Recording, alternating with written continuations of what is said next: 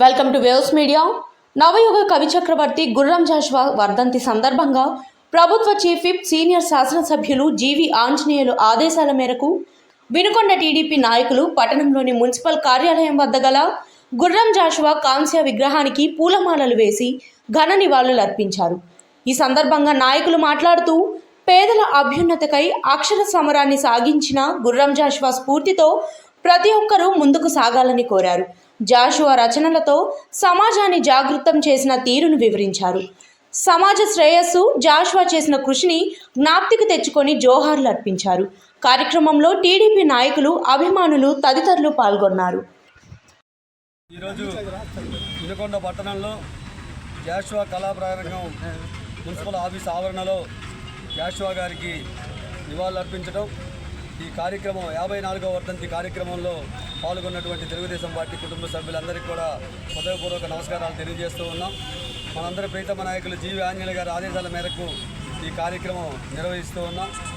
గుర్రం జాషువా గారు ఒక గొప్ప కవితో పాటు అభ్యుదయ భావజాలం కలిగినటువంటి గొప్ప వ్యక్తి. ఆ మహనీయుడు వినుకొండ మండలం చేటగడ్డపాటు గ్రామంలో మన పరిసర ప్రాంతాల్లో ఆయన జన్మించినందుకు మనందరికీ కూడా ఎంతో సంతోషం. ఆయన చదువుకున్నటువంటి విద్యాభ్యాసం అంతా కూడా ఇక్కడ గుంటూరులో జరిగింది. అదేవిధంగా ప్రభుత్వ ఉద్యోగం అయినప్పటికీ ఉద్యోగం విరమణ తర్వాత తన బాల్యంలో ఉన్నటువంటి దీపాల బాబాయ్ శాస్త్రి గారి సాన్నిధ్యంతో కవిత రూపంలో ఉన్నటువంటి అప్పట్లో సమాజంలో ఉన్నటువంటి అంటరానితనం మీద ఆయన చేసినటువంటి పోరాటాలని వీటన్నిటిని కూడా మనం గుర్తు చేసుకుంటూ ఆయన ఆశయ సాధన కోసం మనందరం కూడా పనిచేయాలని కోరుకుంటూ నాకు అవకాశం ఇచ్చినటువంటి జాషువా సంక్షేమ సమాఖ్య వారికి ధన్యవాదాలు తెలియజేస్తూ ఉన్నాం.